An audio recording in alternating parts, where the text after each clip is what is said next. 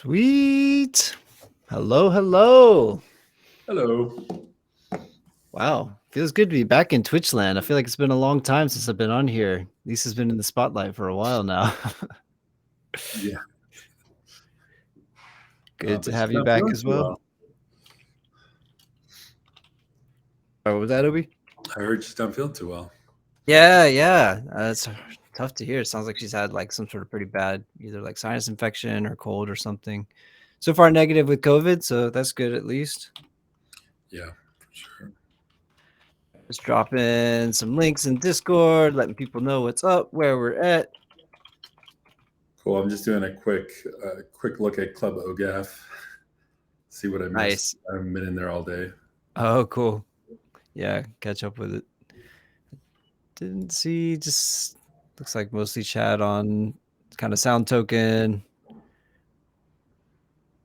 Yeah, economy, all that goodness. Yeah, it's economy stuff. Yeah. Yep. But glad to be here. It's been a long time since we had a little fireside chat. Yeah. How you been, Obie? What you been up to? Well, since the last time, I took a couple weeks of, let's say, half-time work, so it pretty much counts as a vacation for a startup CEO.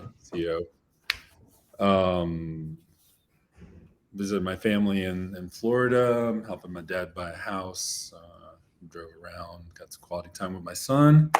So that was nice. But more importantly, kind of cleared my head a little bit because I was just feeling really burnt out and just couldn't focus and was not productive at all. And it was starting to get on my nerves and impact things. So I just needed a break. Just felt like I've been running as hard as I can for like a year. Yeah. So it was good. No, I came back with pretty good renewed energy and everything like that. So right after that break, I went to this conference called Medici, the Medici conference, and that was few hundred like crypto industry influencers and executives and product leads and institutional investors and stuff like that. So I was representing Record Shop and got to meet the Dapper Labs, founders of Dapper Labs, so Roham and Mick. Oh, cool. And hang out with them. And I went to this crazy party. So, Dapper thought they were taking us all to I'm blanking on the name. This black comedian, really, really famous black comedian.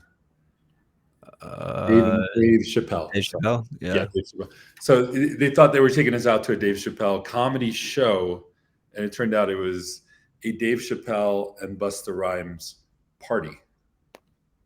Okay. Exactly a show. So there was kind of like performances all night, but there wasn't a stand-up comedy show. Okay, I see. Interesting. And it was maybe a couple hundred people at Hollywood Athletic Club. So I mean, I got sprayed up close in the face with a champagne bottle by Busta Rhymes, which crossed that one off the bucket list. It's a good one to get crossed off. Yeah, I saw Dave Chappelle almost get knocked down by barely clad roller skaters doing very dangerous spins on a very small stage. Next night, he actually did get knocked down. Oh yeah, I heard about that. So crazy. Him or something. Yeah, which was insane. That was literally the next night. Wow. But yeah, no. Then got back from LA, and then all the shit started hit the fan with Terra and the crypto meltdown.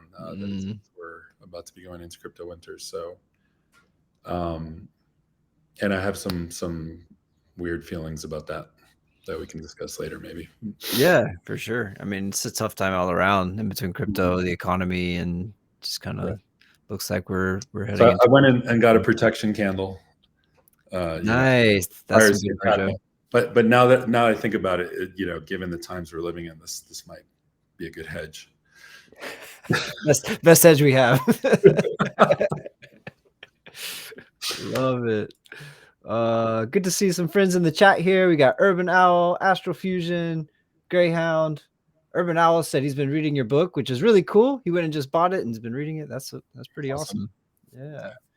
Cheers, Urban. Good to see you. We got Lisa, says she's recovering in bed. RJ's here, RJ Van Setten. Glad he's here as well. Awesome. Good friends. Lisa, we'll send you a protection candle straight from Mexico. They're the most effective ones because they're close to the source. Oh, yeah. Yeah. And then, we'll keep you from getting sick again. Highest protection to dollar ratio out there for sure. Nick Imps, good to see you. Thanks for dropping in. Sweet. So let's talk a little bit about Record Shop and what has been going on. Yes, I mean, we've had some like really cool drops both happen and coming up with the Disco Fries, FSOE, and I'm super excited for Ferry Corsten. How about you? I know you got to be pumped, right? Super fun. Been waiting for this for such a long time. The bigger the artist, the longer it takes to clear rights and align with their schedule and everything like that. I think we've kind of known this was coming from last year. I've been working on it, and now more than 6 months later, kind of crazy. Yeah, finally about to happen. Super stoked for that. Have you gotten a preview into the content yet for it? A little bit. It's there's several milestones. I mean, it's not just Ferry, it's also like the first Above and Beyond content on the platform. They're huge. Ooh. Didn't know that. That's exciting. Yeah, so in June and Fam, that'd be good stuff to show them. Yeah, and I'm flying over to Amsterdam on Monday to be part of the Resonation takeover, and we're hoping that Ruben and Armin are there with us in the studio. So I'm kind of hoping to. Ruben already knows about Record Shop. I think he might even be signed up. I'm not sure. He's been reaching out. I've seen him and we gotta make sure we're talking to him for sure. But Armin, the last time I saw him, which was after ASOT, we got to talk briefly, and I was like, "So, do you know anything about Record Shop yet?" And he went, "Not really, no." And I went, "Okay, you will." And then I kind of fucked off because he was tired after the show, and I didn't want to annoy him. Yeah. But I'm hoping that this setting is good. To kind of walk him through some of the stuff, and he's definitely warming up to NFTs because I know he's got his name attached to this other project called Him. And I'm hoping to meet with those folks as well while I'm in Amsterdam. And then on Friday, I'm flying over to Brighton for the end of the Brighton Music Conference, which I'm super excited about because that's a big industry event. Gareth and Paula are going to be there. That's our CMO, and she's basically taking over as chief business officer, but like basically, Paula is the co-founder that handles partnerships and artists and stuff. So I'm hoping to cut some deals there. And I mean, we still got coals in the fire with some pretty big players, publishers, big artist agencies. They're not really our jam, and not really. They've never been, but we are talking to all the major labels. We saw that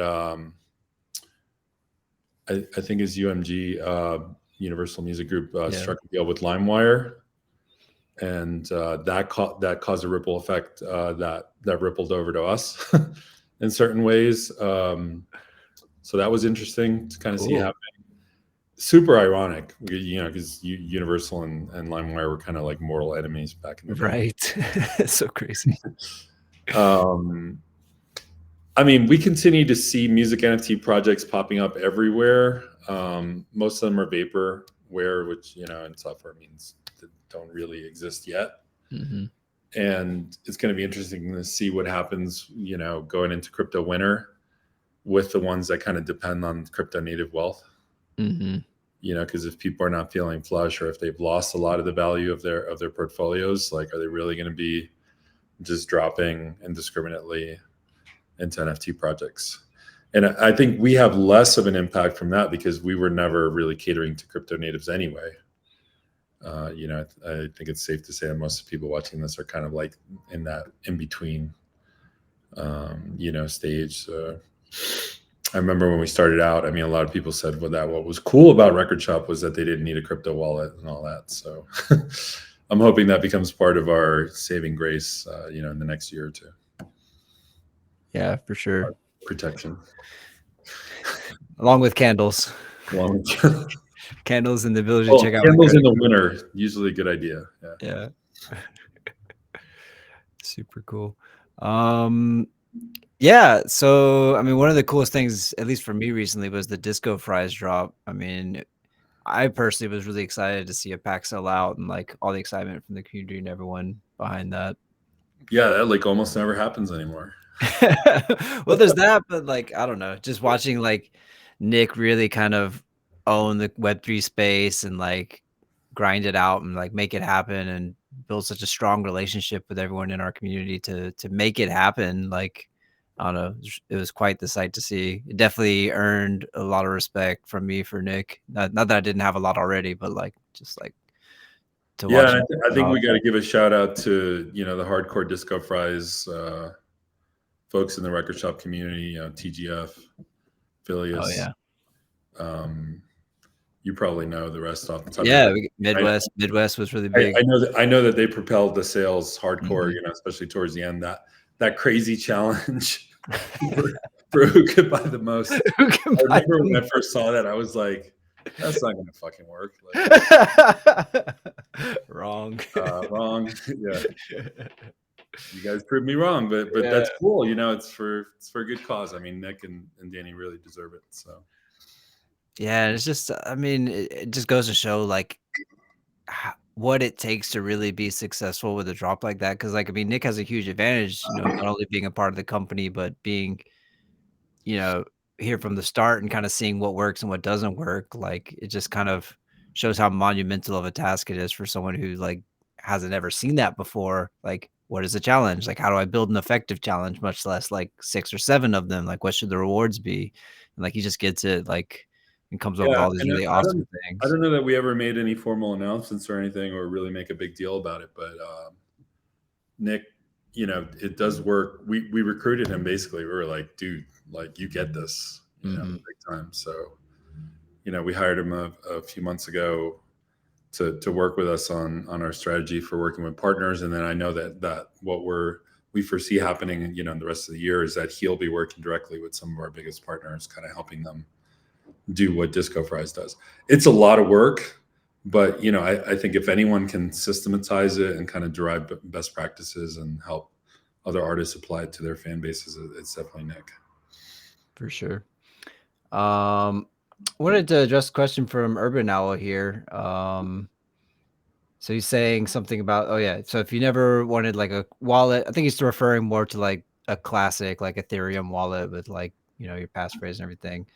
He's just asking, so why build around the blockchain then? Which I think is a pretty good question as when we get somewhat It's such a regularly. good question. Fuck it. We're Yeah. done with blockchain. People hate NFTs anyway. So Yeah. out. Done. Totally done. No, I'm kidding. Mostly it's that I've always really, really believed that the key technology there is really just the certification of authenticity and limited edition nature of the digital goods. I think it would be really, really nice to put the assets on chain as well, so that the whole complete package could be somewhat represented in a wallet or in some sort of something. Quite often people talk about, well, if it's fully decentralized and on chain, then you can see it on your wallet. But the issue is that we have a lot of rich content, right? So that content wouldn't be viewable in your wallet anyway. You're not going to be able to mass and burn and view the videos and like do all that stuff in a wallet that's not a record shop wallet. Like the record shop app itself is essentially the record shop wallet in those terms.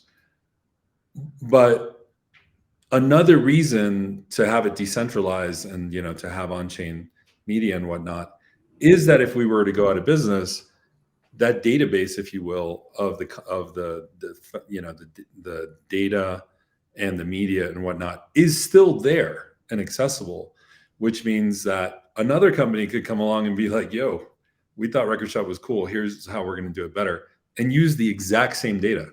Or the community could form a DAO and do it, or individuals in the community could just hack things together to make that work, or the artists themselves could make it work for their content. And a lot of that, if we were to go into some sort of contingency, which right now is not on the horizon, but if we were to go into some sort of contingency where we weren't able to keep everything online or the service running the way that we've set expectations that it would, and it's unfortunately something that I have to at least think about with crypto winter and possibility of not getting funding again.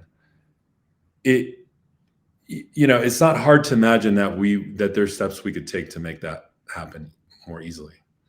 Everything from open sourcing parts of our stack to transferring media, if the artist wants to IPFS or Arweave or other kinds of public blockchain stuff. In fact, we're continuing to iterate constantly on Record Shop Creator Suite.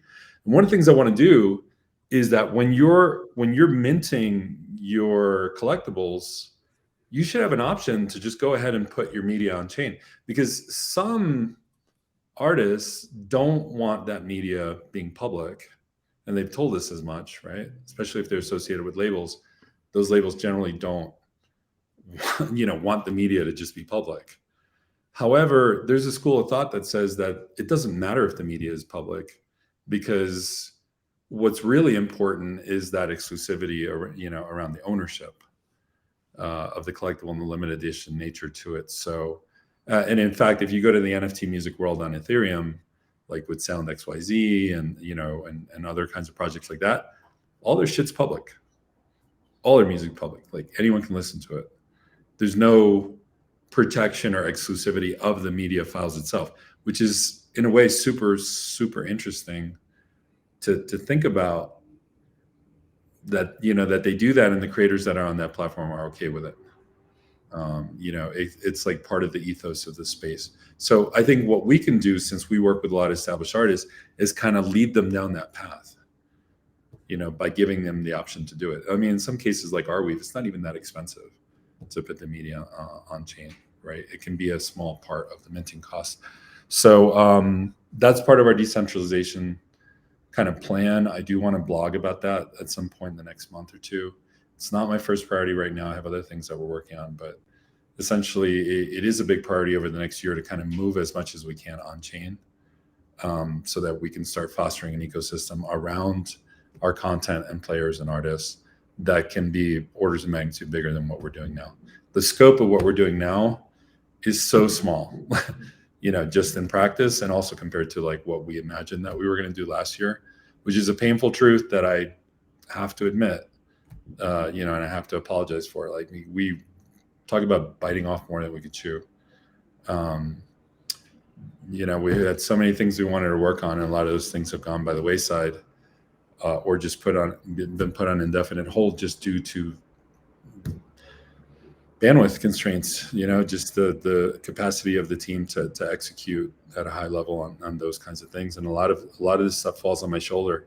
And like as recently as, I don't think it was earlier today, I think it was yesterday, I was talking to Urban, and he was like, yo, just get more developers. Like, man, if only it was that easy. Developers are freaking expensive. And this is not the sort of thing that I can just recruit volunteers for. Right, is not that kind of project. And anyway, we already have about half a dozen people involved in engineering, and there's a cost every time you add one more person of coordination and overhead and more meetings and more integration and more problems introduced. The sweet spot's kind of where we're at right now for this kind of project. So that's what that is. Yeah, no, I mean, and I don't know, whenever I think about decentralization, like, especially when us or another company is starting up, it just seems like such a big lift to start with when you're still doing proof of concept for a product, right? Like you're like, oh, we're doing proof of concept and investing tons of resources into crypto development. In addition to your standard platform development, just seems like there's a super I'm glad you mentioned that. I mean, there's a super interesting blog post. I think his name is Marlon Merriwick or something like that. He's a crypto researcher, and I think a few months ago, in fact, I'm going to find a post and I'll post it in general. Um, and it's like he's an old cryptography researcher, innovator kind of guy, and he was like, okay, I'm finally going to take a look at this crypto Web3 stuff, and like he made some NFT projects, and he talks about decentralization, and I read this last night, and it fucking blew my mind because he was talking about how despite the claims of decentralization, almost all Web3 projects are effectively centralized to a high degree. And he gave an example, which was that your MetaMask, when it's showing you NFTs, it uses APIs from OpenSea. It doesn't actually go directly to the chain. Mm-hmm. So he had an NFT that got pulled from OpenSea for something or another, that he did that they didn't like. Poof, gone from his MetaMask. Oh wow. Right, which Yeah, shouldn't OpenSea can be. pull things. Yeah. It's like a fundamental what? Yeah. Yeah. And a lot of like basically no one can afford to run an Ethereum node. It's too bandwidth intensive. You need gigabytes of stuff, and there's people working on solutions to that. But for the moment, if you have a MetaMask, it's hitting one of two companies, both owned by Consensus, that provide the APIs that tell you what's on chain. So it's like not decentralized at all. It's actually centralized through this one company, Consensus, that can censor and can change at will, kind of what they expose. So I read some of that stuff. It was kind of mind blowing, and there was other kinds of conclusions that you can draw about it, from it, as to why innovation is so hard in decentralized systems. And he gave a perfect example, which, like, again, mind blowing. Email is a decentralized system that's based on protocols. It's not owned by any one person. It's essentially a globally distributed system in the same way that a blockchain is. Oh, I didn't know that. That's cool. Yeah. There has been no fundamental advancement or significant advancement in email for like decades. There's a reason we still get spam and stuff, stuff like that.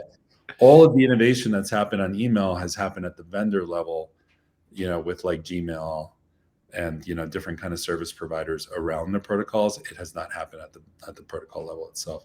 Right. And you see some of this dynamic already playing out in the blockchain world. So really, really good blog posts for those of you that are technically inclined out there.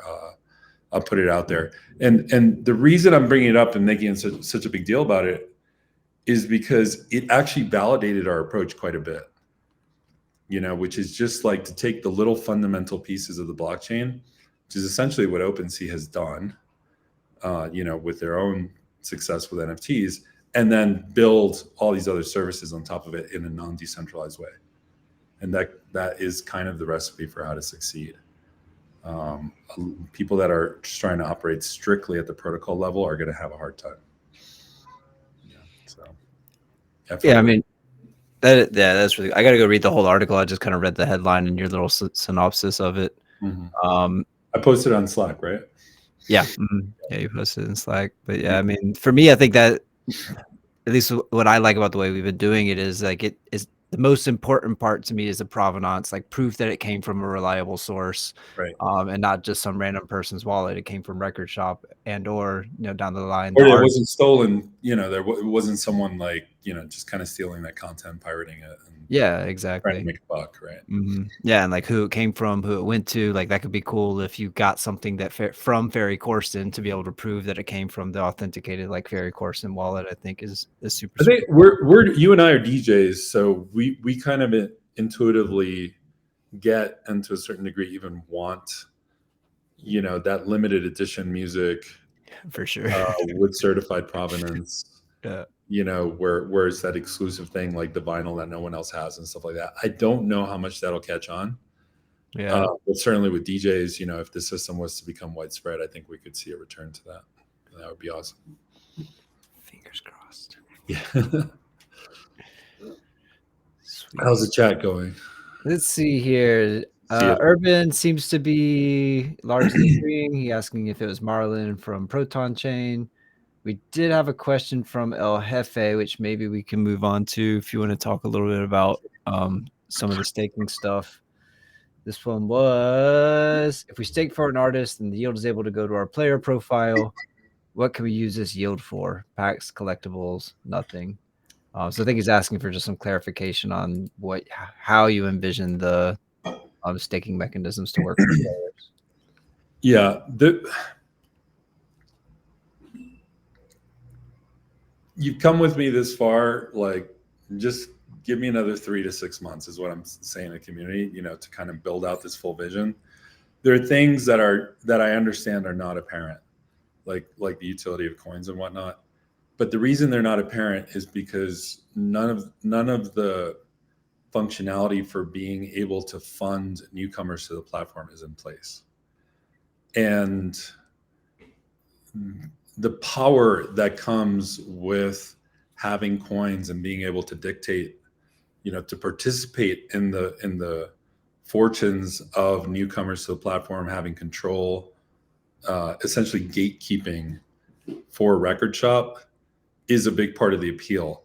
And if it's not appealing to you right now, or you can't imagine how it's appealing to you, it's either because it's not for you, fundamentally, or you just haven't seen how it works and you haven't seen why it would be fun, right? Like, we're doing something that I don't think anyone has done in this particular way, right? Like, it's a platform that will be open, and yet the players get to participate in saying who, is able to mint and who's able to get publicity on the platform, because that's part of the control.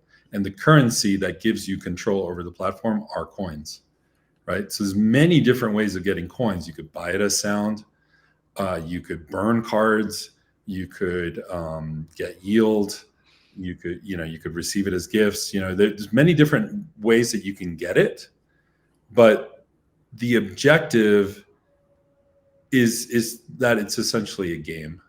It's a game where what you're playing is a form of work. It's fun because it's a game, but there's value being produced by that work. It's not a grind. And I don't use the play to earn name anymore. I don't think it fits what we're doing here. I'm trying to start a movement of people in my position calling what we're doing play to work, or work to play, something like that, work as play.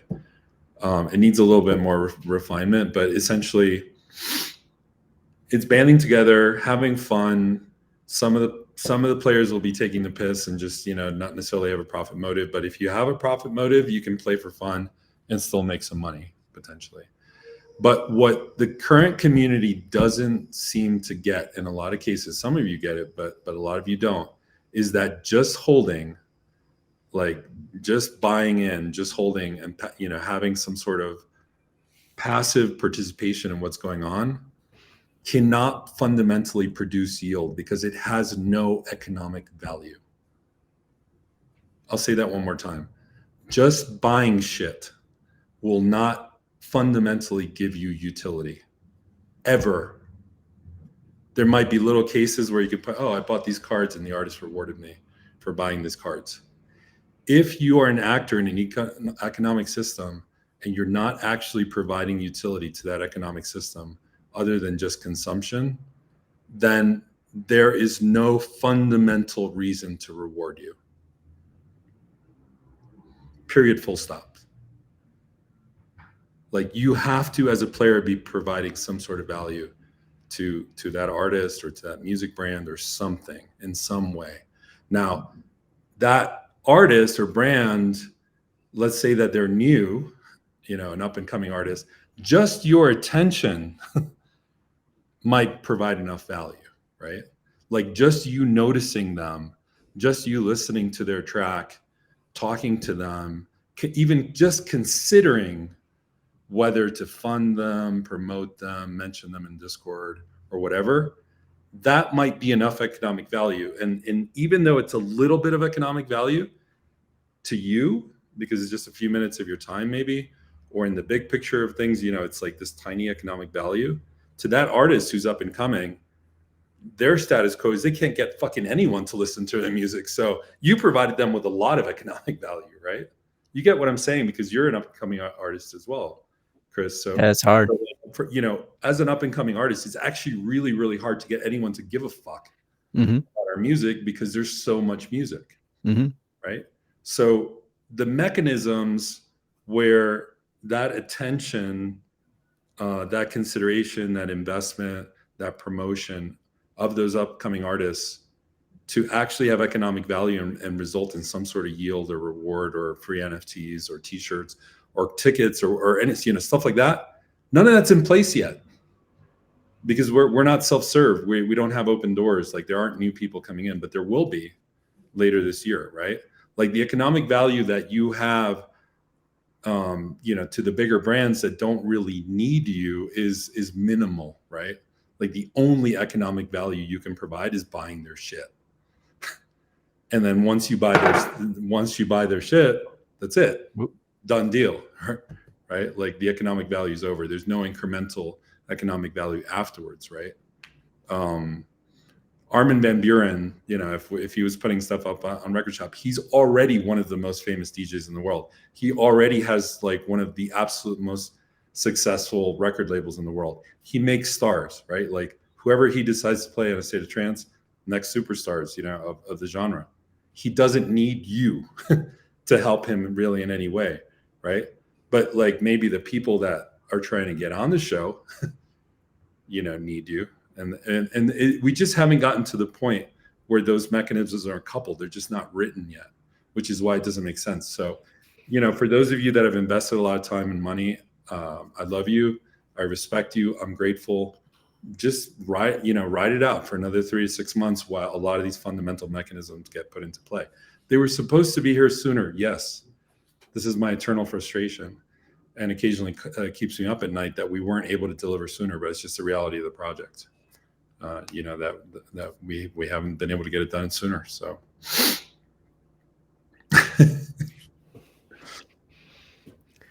I don't think Obie's suggesting. So I'm responding to Ninebreaker in the chat. I don't think Obie's suggesting that we won't cater to big names or don't want big names on the platform, but that their incentive to provide really interesting and engaging rewards gets smaller and smaller, just based on the traction they likely have with their existing audience.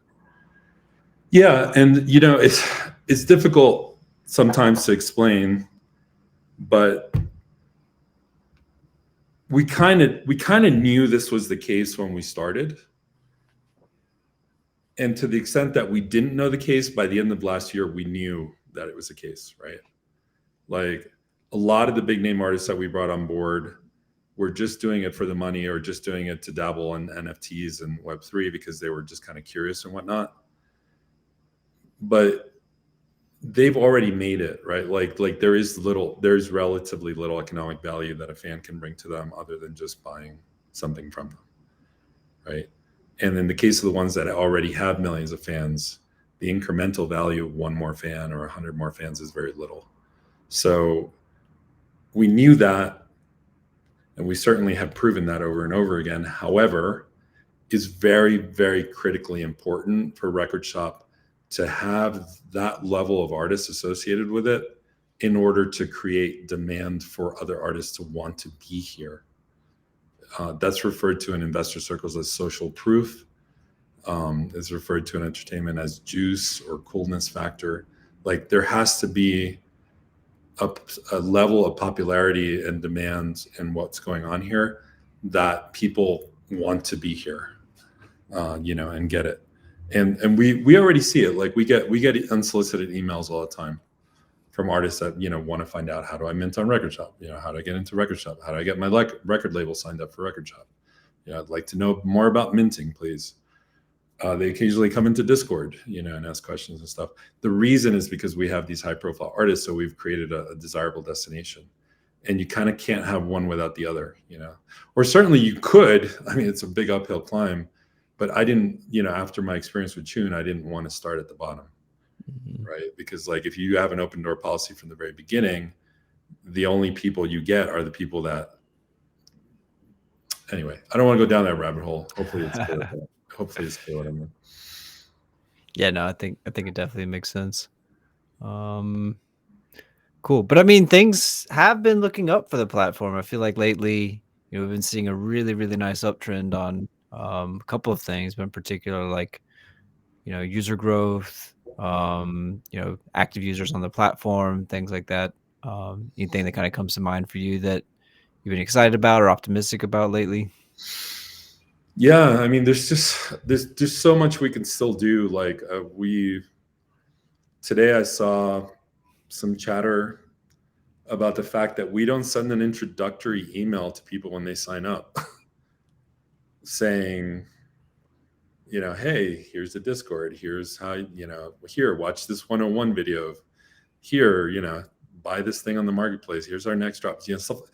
And that's like, my head fucking exploded when I saw that, because I was like, oh my God, like, yeah, we should have done this from the very beginning. It's so stupid simple. Mm-hmm. Um, and yet we're still growing, even with some of these like kind of gross negligent failures, in terms of just kind of basics of e-commerce, sort of stuff.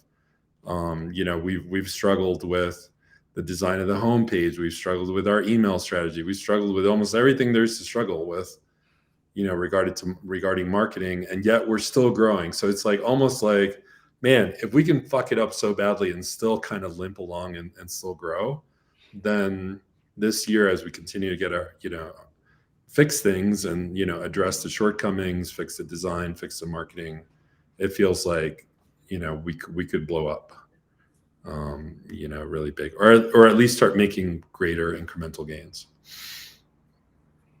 Yeah, for sure. Yeah, no, and a lot of people in chat may not know, but I've been taking on more of an analyst role lately, so I've been looking a lot into the numbers. It's been really cool to see. Many of you have seen the new free NFT campaigns; those have been pretty successful, especially with getting new users on board. We're able to see that those new users are actually coming to buy packs too, which is really exciting. So a lot of good news on the user growth front. So Mm-hmm. definitely excited to share that. But yeah, I mean, anything cool you've been working on lately as far as like, coding or development or things you think you'll get to soon? Yeah, I mean, I was bogged down in operational stuff after vacation. I delivered kind of the first cut of a revenue share reporting system, which was missing. So that was done like very manually, as you know, Yeah. I mean, really because you were the exciting one running the progress. reports. But that's now integrated into the platform, so artists can see what they're earning. And then I've just recently changed my attention over to staking. So I posted a teaser, which is like the working dialogue where you can say stake and whatnot. And yeah, just figuring out the mechanics of how the reward distribution will go, how it calculates the proportion. And I should have a work. I can't promise anything, and next week's going to be a shit show because I'm traveling. But I'm hoping like maybe to start rolling it out. Maybe like in a month or so. Oh, Um, wow. fully tested and stuff. So I mean, a lot of the fundamental pieces are already in my head. I really just got to get them out. From head to code. Mm-hmm. Sweet. And then one thing too, I know players are probably really excited about, just last week, I believe it was, there was a little teaser out from the Dapper team, including Record Shop as an upcoming partner. Anything you can share about that?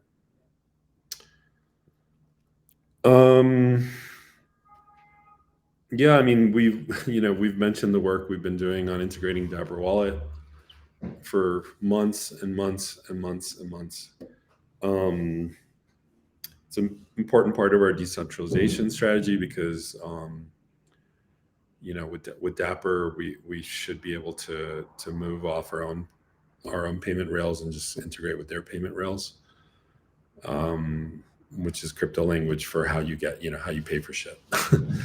And then once that's integrated, then the money can flow through smart contracts as opposed to flowing just purely through our credit card processors and bank accounts, which means we can do things like almost instant payouts and have those transaction amounts verified on chain, which means that third parties can access it and report on it and stuff like that. Like Water Music recently did a report, and it's been a super huge pain in my ass, because even though we're, definitely one of the top music NFT projects, we didn't appear in their reporting because we're on Flow blockchain and they don't understand how to read Flow blockchain or the numbers on it or anything like that. So I've been working with them to try to get them reports, but they're like, well, how can we verify this? Because it's not on chain. And I'm like, well, you can verify that the transactions happen. And they're like, well, we looked, but the money numbers are not there. And I'm like, yeah, they're not there because the money doesn't actually flow through the smart contracts. Oh, that makes sense. Okay. So there's stuff like, and that's affected our ability to be on moment ranks and like some of those other, kind of say, about that, because I think you worked on some of those integrations where like push comes to shove, they're like, okay, well, give us some sort of API or feed or something, but it's not the natural way to work in the crypto world, right? Read shit off chain. So yeah, we should have progress and announcements to make on that really, really, really soon. Cool. That will be exciting. I know a lot of players been asking about that for sure. Cool. Well, I think that really covers it for topics that I had top of mind. Anyone, if you have any questions out there, now's your chance to ask. You got Obie and I here. Anything else off the top of your mind right now, Obie? No.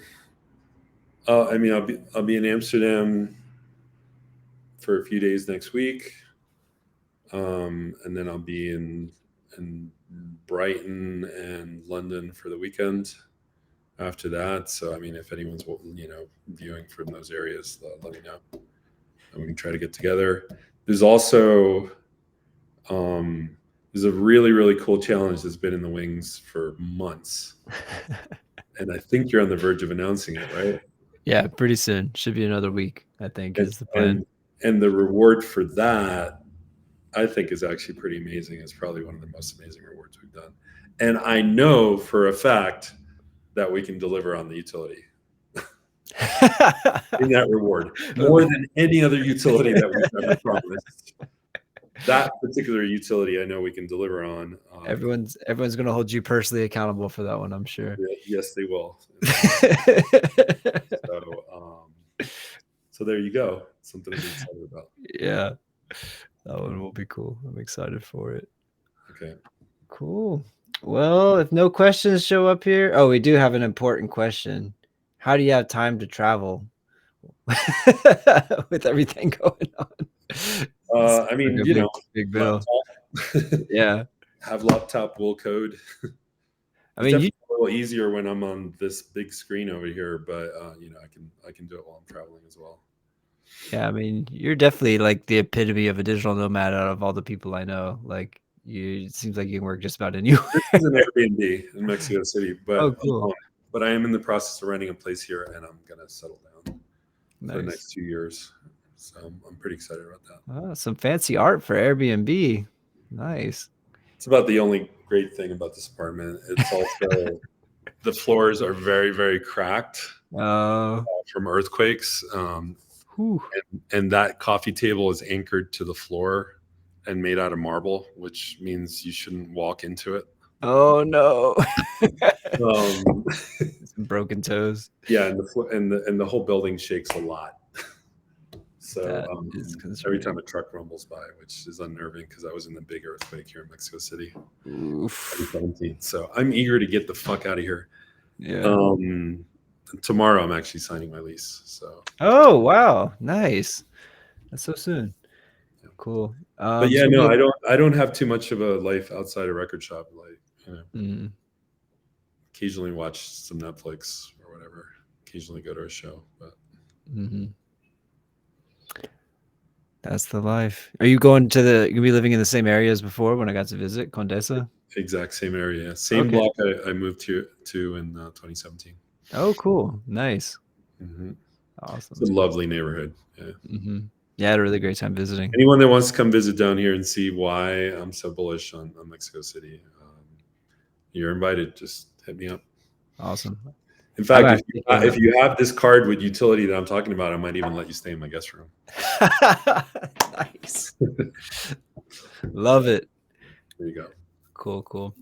All right then. Well, I think we can wrap it up a touch early here. Really appreciate you taking the time to share Thanks, some guys. news and ideas with the community, as always. So, Black community. all right, friends. Y'all take care. Good seeing everyone. And let's find our raid. Where are we going to go to? Who's playing some cool music today? We've got Ali K DJ. Let's go see Ali K DJ. This looks like they're doing tech yes or no. Take yes.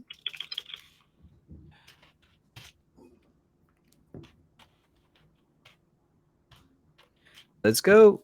All right, friends. See you soon. Take care. All right. Here we go.